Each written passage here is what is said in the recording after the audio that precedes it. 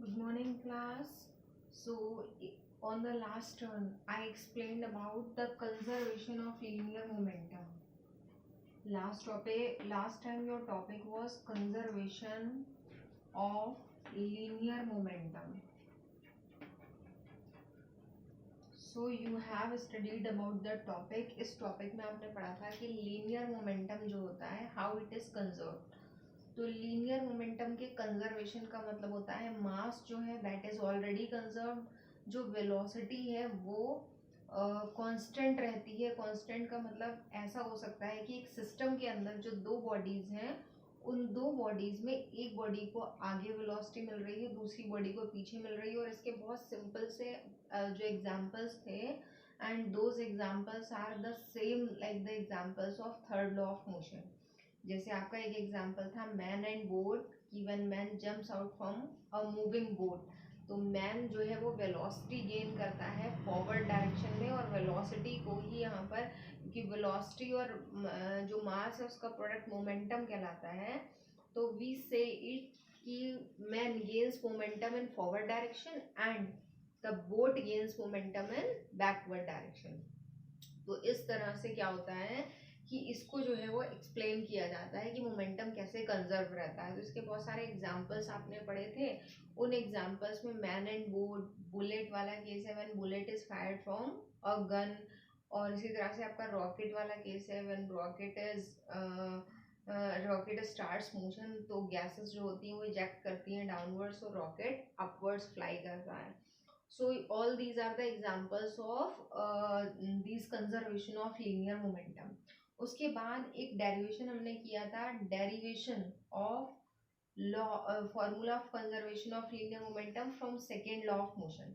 तो वो जो रिलेशन हमारे पास ड्राइव होकर आया था वो रिलेशन था m1u1 plus m2u2 is equal to m1v1 plus m2v2.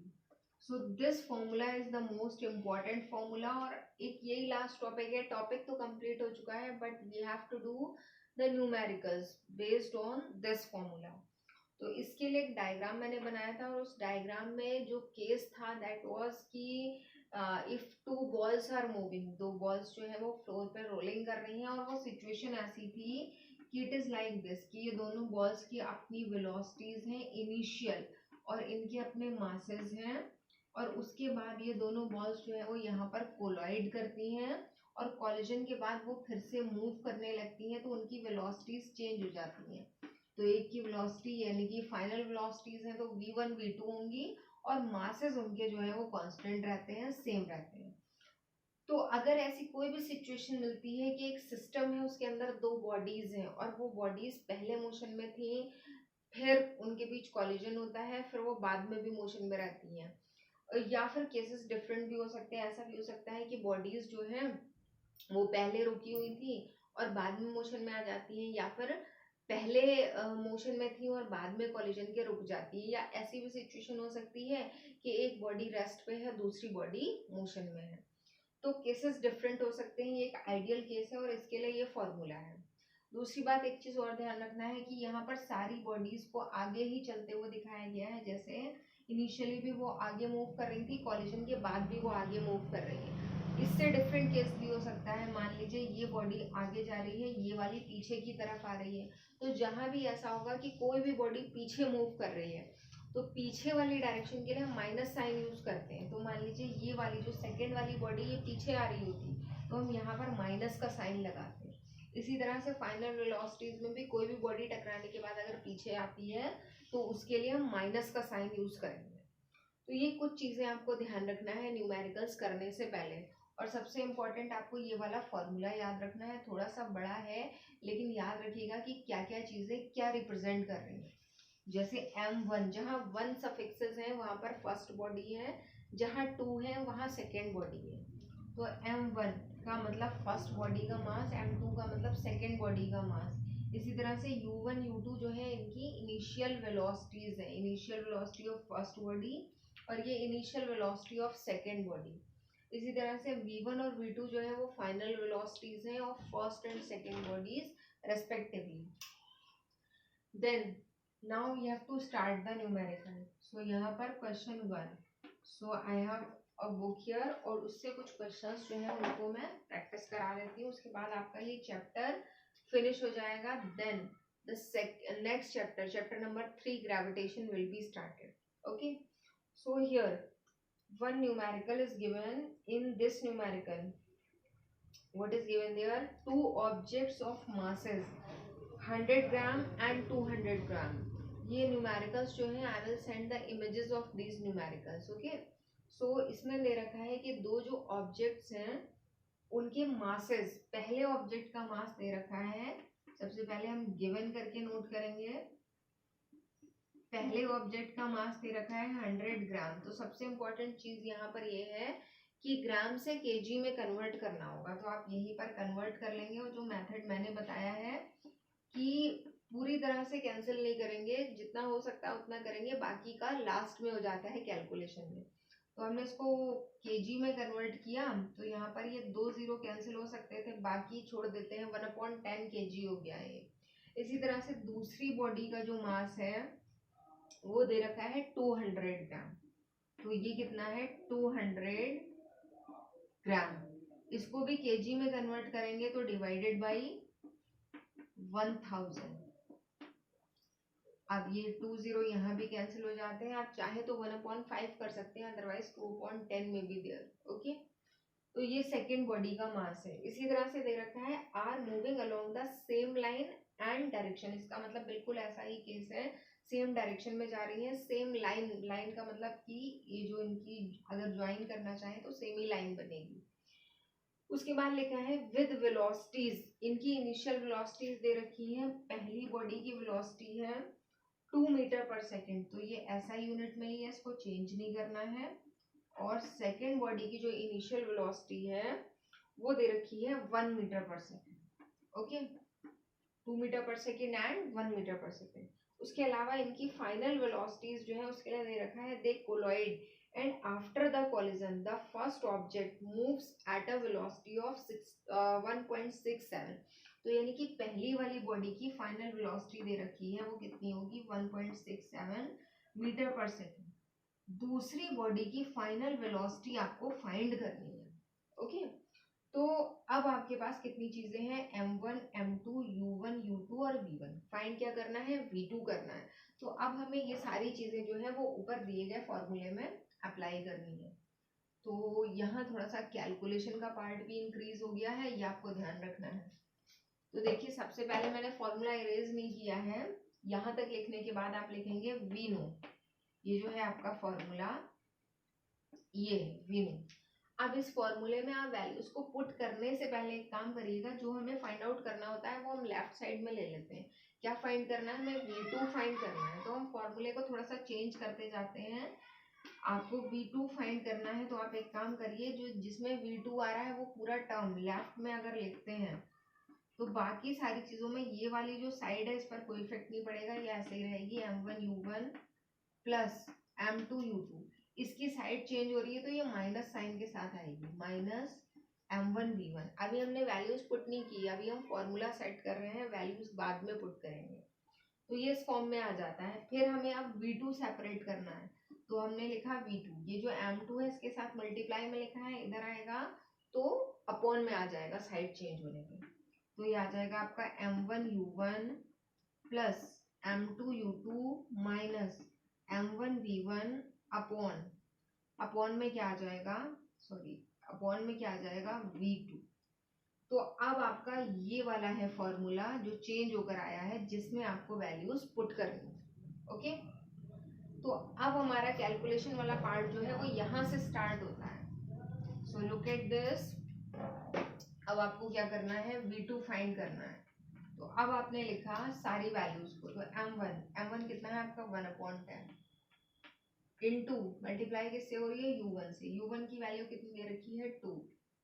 Okay. फिर इसके साथ में लिखा है m1 u1 प्लस प्लस लिखा है m2 u2. तो m2 कितना है आपका? 2/10. और इसके साथ में क्या लिखा है? u2 कितना दे रखा है? u2 की वैल्यू है 1. ठीक है. इसके आगे लिखा है माइनस m1 v1. तो m1 फिर से m1 कितना है, m1 की वैल्यू है 1/10 इंटू v1 आपका कितना है, तो v1 जो है आपका गिवन है 1.67 और इन सभी के अपॉन में क्या आ रहा है v2, सॉरी इन सभी के अपॉन में जो है वो v2 नहीं बल्कि m2 आ रहा है क्योंकि v2 तो हम फाइंड कर रहे हैं। तो m2 कितना दे रखा है, m2 की वैल्यू दे रखी है 2/10। ओके, अब ये हमें सिंप्लीफाई करना है, तो आप स्टेप बाय स्टेप नोट करते जाइए because I have to erase this, space कम है तो एक बार इसको नोट कर लीजिए फिर हम इसको सॉल्व करते हैं। ओके, इसको नोट कर लीजिए और सिंप्लीफाई करने का सबसे इजी और सबसे आसान तरीका ढूंढते हैं। So you can take the screenshot of this या पॉज करके आप लिख सकते हैं। तो इसके बाद जो आपका वर्क है उसमें आपको क्या करना है, उसमें आप ये कर सकते हैं, देखिए 1/10 सभी में आ रहा है, कॉमन आ सकता है, नीचे भी 1/10 है उससे कैंसिल हो सकता है। तो हमने ये स्टेप डायरेक्ट कर लिया, 1/10 सभी से कॉमन लिया ऊपर, तो क्या बचेगा, यहाँ बचता है 2 प्लस यहाँ भी बचता है 2, ठीक है। उसके अलावा माइनस यहाँ कितना बचेगा 1.67, ठीक है, ऊपर सिंप्लीफाई हो गया। नीचे 1/10 कैंसिल कर चुके हैं, कॉमन ले लिया था ऊपर, नीचे से कैंसिल कर दिया, नीचे क्या बच रहा है 2।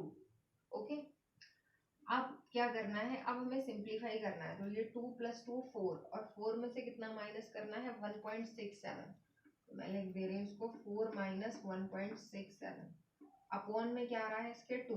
तो ऐसा मत करिएगा कि इससे इसको कैंसिल कर लें क्योंकि अभी इसको सिंप्लीफाई करना है, उसके बाद प्रॉपर आंसर आएगा। तो माइनस, वैसे तो ये बहुत इजी कैलकुलेशन है, इतना तो बहुत बेसिक है, समझाया जाता है, लेकिन फिर भी मैं दिखा दे रही हूँ ना। 10 - 7 हो जाएगा 3, यहाँ 9 - 6 3 और ये 3 - 1 2, कितना आ रहा है ये 2.33 और अपॉन में कितना आ रहा है 2। ठीक है, अब आपका काम रह जाता है डिवाइड करने का, तो आंसर मैं यहाँ बता दे रही हूँ। आंसर जो है वो इसका आ रहा है, इसको इससे कैंसिल करते हैं तो लगभग इसका आंसर जो है दैट इज गिवन योर 1 ये मैंने यहाँ लिख दिया है, ये आप डिवाइड करके चेक कर लीजिएगा, 1.165 मीटर पर सेकेंड। ठीक है, ये आपका पूरी कैलकुलेशन मैंने कंप्लीट क्वेश्चन करके सॉल्व दिखा दिया है ताकि आपको इसमें कोई भी डाउट ना रहे। So note it down.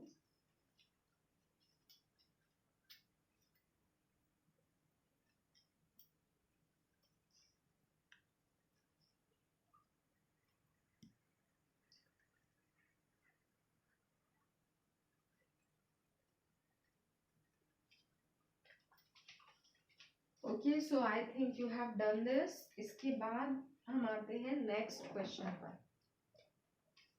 So look at this, ये सारे क्वेश्चंस जो हैं those I will send images of the questions. Okay, so अब एक डिफरेंट टाइप का क्वेश्चन मैं बता दे रही हूँ, उसको मैंने यहाँ छोड़ दिया था, पहले वही दे रखा था लेकिन वो थोड़ा सा अलग था। इसमें दे रखा है from a rifle of mass 4 kg a bullet of mass 50 gram is fired.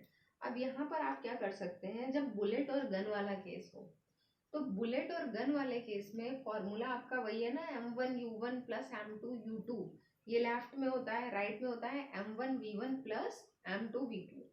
अब इसमें आपको करना क्या है कि बुलेट और गन वाला जो केस होता है वो थोड़ा डिफरेंट है, क्योंकि बुलेट और गन फायरिंग होने से पहले दोनों ही रेस्ट में होती है, यानी कि दोनों के पास इनिशियल वेलोसिटी नहीं होती है।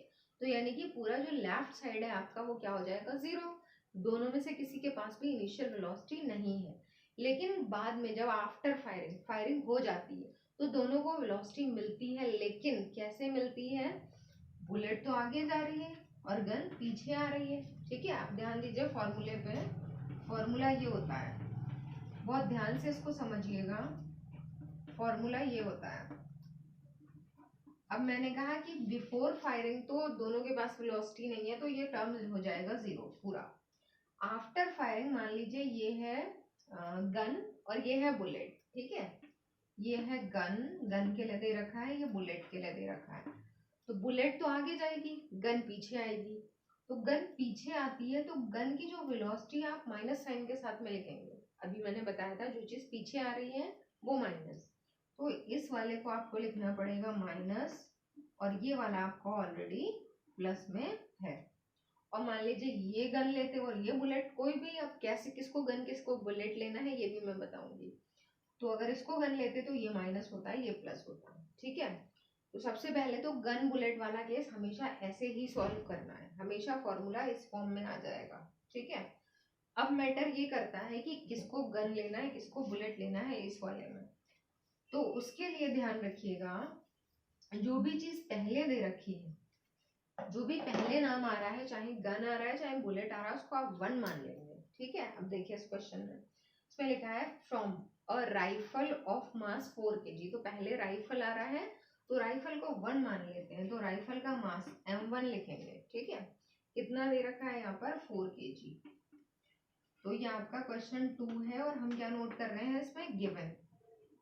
क्वेश्चन 2 में गिवन नोट कर रहे हैं, m1 कितना है 4 kg। अब बुलेट ऑफ मास 50 ग्राम, तो बुलेट का मास कितना दे रखा है 50 ग्राम। ग्राम को किलोग्राम में कन्वर्ट करना होगा यहाँ पे, तो 50 अपॉन 1000, ये कैंसिल हो जाएगा और इतना ही छोड़ देते हैं इसको। या फिर आप एक काम कर सकते हो कि यहाँ पर जो है वो 25, चलिए लिख देते हैं, सॉरी ये आ जाएगा 20, 100 है ना, तो कैंसिल करके यहाँ 20 लिख देते हैं, तो 1/20 कितना हो गया kg। आगे दे रखा है इसमें विद एन इनिशियल वेलोसिटी, लिखा है bullet of mass is fired with an initial velocity. तो ये इनिशियल वेलोसिटी वर्ड आ रहा है, लेकिन यहाँ पर आपको कंसिडर यही करना है, ये जो बुलेट की वेलोसिटी है, जो भी हमने माना बुलेट को 2 माना है, ये बुलेट की वेलोसिटी v2 है, ठीक है। तो बुलेट फायर होती है कितनी वेलोसिटी के साथ में फायर होती है 35 मीटर पर सेकेंड। तो बुलेट की वेलोसिटी हो गई 35 मीटर पर सेकेंड, ठीक है। और लिखा है calculate the initial required velocity of the rifle, rifle की वेलोसिटी आपको फाइंड करनी है। तो देखिए इनिशियल वेलोसिटी वर्ड आया, लेकिन हमेशा याद रखना है इनिशियल का मतलब बिफोर फायरिंग है, वो दोनों के पास नहीं है। यहाँ इनिशियल इसलिए बोला है कि जैसे ही उनका मोशन स्टार्ट होता है उसको इनिशियल मान लिया है। तो यहाँ आपको v1 फाइंड करना है राइफल की वेलोसिटी, और v2 गिवन है, ठीक है। तो फॉर्मूला यूज करते हैं, तो लिखेंगे v0, तो डायरेक्ट लिख सकते हैं हम, बुलेट गन केस में डायरेक्ट भी लिखा जा सकता है, तो 0 इज इक्वल टू, या आप चाहे तो हिंट लिख दीजिएगा कि before firing both have no velocity. तो 0 इज इक्वल टू, अब लेफ्ट साइड राइट साइड जो आती है उसमें m1 v1, तो यानी कि हम किसके लिए लिखेंगे राइफल के लिए। तो राइफल बैक साइड आती है तो उसको माइनस साइन के साथ लिखा, m1 v1 प्लस में क्या है हमारी बुलेट है जो 2 नंबर पे है, उसको हमने लिखा m2 v2। तो यहाँ पर आपका जो है ये हो जाता है m2 v2 is equal to, ये हो जाएगा आपका जब साइड चेंज होगी तो it will be m1 v1, ठीक है। एक काम तो ये कर सकते हैं, अब आपने ऑलरेडी इसको माइनस मान लिया ना, तो इसका मतलब आपका जो भी आंसर आएगा उसका मतलब वो वेलोसिटी माइनस में है। कभी कभी ऐसा भी किया जाता है, जैसे कि इस क्वेश्चन में यहाँ दे रखा है, इन्होंने क्या किया है, यहाँ माइनस साइन लगाया ही नहीं है, सीधा जो है वो ऐसे लिख लिया। तो ऐसे लिखने में क्या होता है कि लास्ट में आपका आंसर माइनस आ जाएगा, वो शो कर देगा कि माइनस में है, तो नो प्रॉब्लम। अगर आपका आंसर लास्ट में माइनस नहीं आ रहा, किस कंडीशन में नहीं आएगा लास्ट में माइनस, जब आप यहाँ ऑलरेडी माइनस लगा देंगे तो लास्ट में माइनस नहीं आएगा, क्योंकि माइनस तो एक ही बार आएगा ना। तो यहाँ अगर आपने माइनस मेंशन कर दिया तो लास्ट में नहीं आएगा, और अगर आपने यहाँ नहीं किया तो लास्ट में आ जाएगा। दोनों तरीके से आप कर सकते हैं। तो चलिए यहाँ पे नहीं किया मैंने इसलिए क्योंकि जब लास्ट में माइनस आएगा तो आप श्योर हो जाएंगे कि हाँ माइनस का मतलब वेलोसिटी जो गन की है वो पीछे ही है। यहाँ पर हमने ऑलरेडी मान लिया पीछे है, तो हम नहीं मानते पीछे है, हम छोड़ देते हैं। We will see in the last कि किस डायरेक्शन में है वो भी दिख जाएगी, ठीक है। तो चलिए हमने लिखा m1 v1 plus m2 v2 is equal to 0, ऐसे लिखा हमने। फाइंड हमें क्या करना है, हमें गन की वेलोसिटी m1 v1 यानी कि v1 फाइंड करनी है। तो हमने लिखा है m1 v1 is equal to, ये जो है आपका ये आ जाता है माइनस में, माइनस क्या हो गया m2 v2। फाइंड क्या करना है आपको, फाइंड करना है आपको v1, ठीक है। तो आई एम राइटिंग हियर ये थोड़ा सा डिफरेंट टाइप का क्वेश्चन है, बाकी जो है वो एक ही जैसे हैं। तो इसमें हमें v1 फाइंड करना है, तो v1 हमारा कितना हो जाएगा, माइनस m2v2/m1।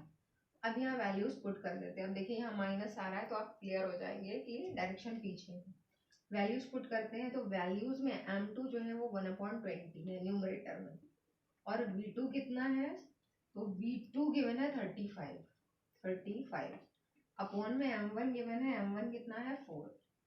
अब सिंप्लीफाई कर लेते हैं, तो ये 20 अपॉन में आ जाएगा, ये ऊपर ही रहेगा, तो माइनस 35/20 × 4। अब आप चाहें तो इसको सिंप्लीफाई कर दें, आंसर पॉइंट में ही आना है, जहां तक कैंसिल होगा। तो ये पता है आपको 5 से कैंसिल हो जाएगा, 5 4 जा, बाकी और कैंसिल नहीं होगा, तो -7/16। ठीक है, इसको डिवाइड करेंगे, आंसर यहाँ है माइनस में आ रहा है 0.43 और 75। ठीक है, तो अब एक बात ध्यान रखिएगा, माइनस जो है वो लगा भी सकते हैं, नहीं भी, उसमें माइनस मत लगाइएगा जिसमें जो चीज़ फाइंड करनी है। अब यहाँ बुलेट की गन की वेलोसिटी फाइंड करनी है, तो उसमें माइनस नहीं लेके चलेंगे।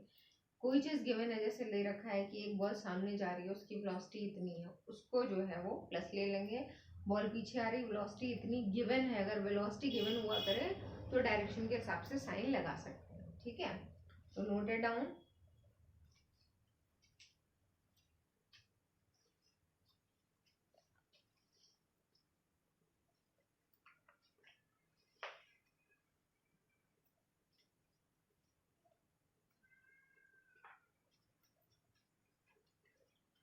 अब देखिए फिर एक डिफरेंट टाइप का क्वेश्चन है यहाँ पर। ये 3 ही टाइप्स होते हैं मेन, या तो सारी इनिशियल फाइनल वेलोसिटीज गिवन हो, और या फिर बुलेट गन वाला केस होगा जिसमें लेफ्ट साइड 0 होती है, और एक थर्ड केस हो सकता है। थर्ड केस ये होता है कि जैसे दो बॉडीज चल रही थी अपनी अपनी इनिशियल वेलोसिटी से, उनके अपने अपने मास हैं, और जब उनके बीच कॉलिजन होता है तो कॉलिजन के बाद वो एक सिंगल बॉडी बन जाती है। जैसे ये मान सकते हैं कि एक जो पर्सन है वो ट्रेन के पीछे रन कर रहा है, ट्रेन चल रही है, पर्सन भी दौड़ रहा है, दोनों की अलग अलग वेलोसिटीज हैं, अलग अलग मास है। पर्सन ट्रेन में जंप कर जाता है, अब वो सिंगल बॉडी बन गई ना, पर्सन विद ट्रेन। तो अब क्या होगा, अब दोनों एक ही वेलोसिटी से तो चलेंगे, दोनों की अगर फाइनल वेलोसिटीज की बात करें तो एक ही बन जाएगी। तो फॉर्मूले में क्या चेंज होगा, जैसे मैंने अभी बुलेट गन वाला बताया था, तो मेन फॉर्मूला ये होता है, मेन फॉर्मूला ये वाला है। अब क्या होता है कि पहले तो दोनों अलग अलग दौड़ रहे थे, जैसे मैन एंड ट्रेन। जब मैन ट्रेन के अंदर जंप कर गया तो दोनों एक ही वेलोसिटी से चलने लगे, मास अलग अलग हैं बस, तो एक ही वेलोसिटी मान लीजिए इसकी v है ट्रेन की, और पर्सन की भी v रहेगी, क्योंकि दोनों सेम ही वेलोसिटी से तो चल रहे हैं, ट्रेन के अंदर है पर्सन। लेफ्ट साइड में ये आ रहा है, तो राइट साइड में आप एक काम कर सकते हैं, दोनों में v आ रहा है तो v कॉमन ले लें, तो क्या हो जाएगा m1 + m2v, और लेफ्ट में क्या आ रहा है ये। तो इसका मतलब इन वाले क्वेश्चंस में क्या होगा, ऐसा दे रखा होगा कि बाद में एक ही बॉडी बन जाती है और उस सिंगल बॉडी की वेलोसिटी फाइंड करिए। तो इस टाइप के क्वेश्चन में आपको हमेशा v फाइंड करना होगा। ठीक है, तो उसी टाइप का एक क्वेश्चन यहाँ दे रखा है। नेक्स्ट नंबर ये थर्ड है। ठीक है, इसमें दे रखा है 2 objects each of mass 1.5 kg। तो इसमें दोनों का मास बराबर है, दोनों ऑब्जेक्ट का मास कितना है 1.5 kg। आगे दे रखा है moving in the same straight line but in opposite directions. दोनों अपोजिट डायरेक्शन में चल रहे थे, तो लिखा है the velocity of each object is 2.5 मीटर/सेकेंड। तो देखिए वेलोसिटी तो दोनों की बराबर है लेकिन अपोजिट है, तो u1 को मान लिया आपने कितनी वेलोसिटी दे रखी है 2.5, तो u1 को मान लिया आपने प्लस, तो दूसरे की सेम तो है लेकिन कैसी है, अपोजिट की वजह से आप लिखेंगे माइनस। ठीक है, आगे दे रखा है before the collision during which they stick together. जब वो कॉलिजन होता है उससे पहले तो इतनी वेलोसिटीज थी, जब कॉलिजन हो जाता है तो दे स्टिक टुगेदर, मतलब वो एक दूसरे के साथ में स्टिक हो जाते हैं, ज्वाइन हो जाते हैं। What will be the velocity of the combined object after collision? तो collision के बाद में जो combined body बनी उसकी velocity क्या होगी। तो यानी कि वही जो फाइनल वेलोसिटी मैंने लिखी ना, v आपको फाइंड करना है। आप फॉर्मूला कौन सा लिखेंगे, ये वाला, ये जो मैंने लास्ट में लिखा है v नो दिस, ठीक है। तो कंबाइंड बॉडी की वेलोसिटी यानी कि आपको यहाँ पर v फाइंड करना है। तो v फाइंड करने के लिए अब इस फॉर्मूले में आप v जो है वो लेफ्ट में लेंगे, तो v लेफ्ट में लेते हैं तो यहाँ पे एक चेंज होगा, क्योंकि अभी u2 माइनस लिखा तो यहाँ माइनस साइन भी आएगा। तो लिखा आपने m1u1 माइनस m2u2, ठीक है। अपॉन में क्या आ जाएगा, m1 प्लस m2, ये है आपका रिलेशन। अब इसमें आपको वैल्यूज पुट करनी है। तो वैल्यूज पुट करने में आपका m1 और m2 तो दोनों सेम ही है, तो m1 m2 सेम है तो यहाँ से कॉमन भी ले सकते हैं। तो कॉमन अगर ले लेते हैं, या चलिए डायरेक्ट ही सॉल्व कर लेते हैं, ये हो जाएगा आपका 1.5 और u1 आपका प्लस में है, कितना दे रखा है 2.5, और माइनस m2 सेकेंड वाला मास सेम है 1.5 और वेलोसिटी फिर से 2.5, ठीक है। तो देखिए इसमें क्या दिखाई दे रहा है, 1.5 2.5, ये भी सेम है, वो भी 1.5 और 2.5 सेम है, दोनों सेम है तो क्या हो जाएगा, जीरो हो जाएगा। अपॉन में जो वैल्यूज है उसमें दोनों के मासेस जो है वो 1.5 है, 1.5 और प्लस 1.5। तो भले ही यहाँ पर मासेस दे रखे हैं, लेकिन क्लियर है आंसर तो यहीं से पता चल रहा है कि दोनों की वेलोसिटीज जो है वो सेम है, दोनों के मासेस सेम है, एक प्लस है एक माइनस है। तो फाइनल आंसर कितना आ जाएगा, 0, ठीक है। तो अगर इसमें सेम नहीं होता तो इसमें आंसर आ सकता था अलग, इसमें सेम है इसलिए आंसर जो है उसमें आ रहा है 0, ठीक है। आंसर गिवन है यहाँ पर आपका 0 मीटर पर सेकेंड, ओके। 0 के साथ में मीटर पर सेकेंड और लिख दीजिएगा। तो इतने टाइप्स के आपके क्वेश्चंस आ सकते हैं। तो ये 3 क्वेश्चंस तो मैं सेंड कर ही दूंगी। उसके अलावा एक्सरसाइज में कुछ क्वेश्चंस हैं और भी आपके न्यूमेरिकल्स हैं, वो भी आपको प्रैक्टिस करने हैं। First of all note it down.